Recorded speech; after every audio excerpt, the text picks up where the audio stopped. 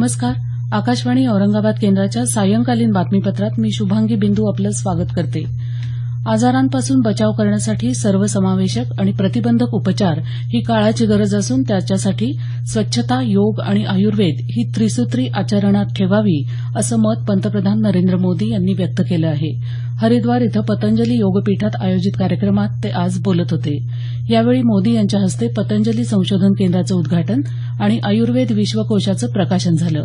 योगगुरू रामदेव यांनी योग सर्वसामान्यांपर्यंत पोहोचवला असं नमूद करत यशस्वी जीवनासाठी निरोगी शरीर आवश्यक असल्यामुळे युवकांनी योग करावा असं आवाहनही पंतप्रधानांनी यावेळी केलं. सार्वजनिक जीवनात स्वच्छता बाळगणं हे देशकार्यच आहे असं सांगत त्यांनी स्वच्छ भारत घडवण्याचा संकल्प करण्याचं आवाहन नागरिकांना केलं. जम्मू आणि काश्मीरमध्ये नियंत्रण रेषेजवळ पाकिस्तानच्या सीमा कृती दलानं केलेल्या भारतीय जवानांच्या मृतदेहांच्या विटंबनेच्या प्रकरणी आज भारतानं पाकिस्तानचे उच्चायुक्त अब्दुल बासित यांना समन जारी केलं असून यासाठी जबाबदार असलेल्या पाकिस्तानी सैनिकांवर कारवाई करण्याची मागणी केली आहे. ही कृती नियमबाह्य आणि अमानवीय आहे अशा शब्दात काल भारतानं या घटनेचा निषेध नोंदवला होता. दरम्यान या अमानवीय कृत्यामध्ये पाकिस्तानी सैन्याचा हात असल्याचे पुरेसे पुरावे भारताकडे आहेत असं परराष्ट्र व्यवहार मंत्रालयाचे प्रवक्ते गोपाल बागले यांनी सांगितलं आहे.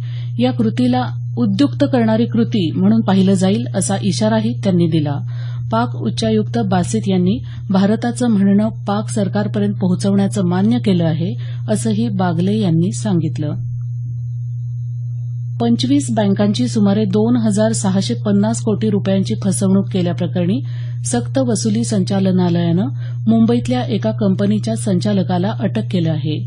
झूम डेव्हलपर्स प्रायव्हेट लिमिटेड नावाच्या या कंपनीनं विविध बँकांकडून कर्ज घेऊन नंतर ती परत न केल्याचं स्पष्ट झालं असून हे देशातल्या सर्वात मोठ्या कर्ज घोटाळ्यांमधलं एक प्रकरण असल्याचं याबाबतच्या वृत्तात म्हटलं आहे. या कंपनीचा संचालक विजय चौधरी याला सक्तवसुली संचालनालयानं काल अवैध संपत्ती बाळगण्याच्या आरोपावरून अटक केलं. मुंबई उच्च न्यायालयाच्या औरंगाबाद खंडपीठात तूर खरेदीसंदर्भात राज्य शासनाच्या विरोधात तक्रार दाखल झाली आहे.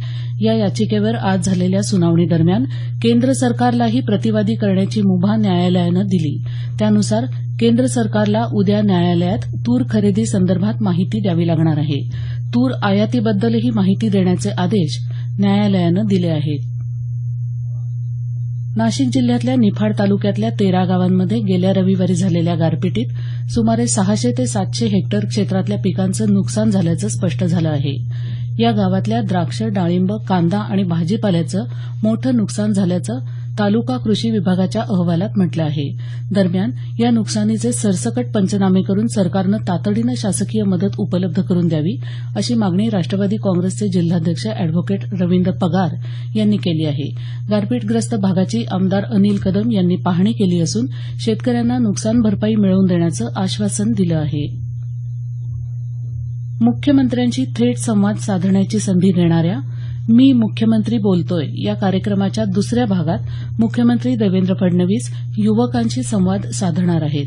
शिक्षण क्षेत्रातील सुधारणा या विषयावरचे आपले प्रश्न विद्यार्थ्यांना येत्या शुक्रवारी संध्याकाळी 5 वाजेपर्यंत mmb.dgipr@gmail.com या ईमेलवर पाठवता येणार आहेत.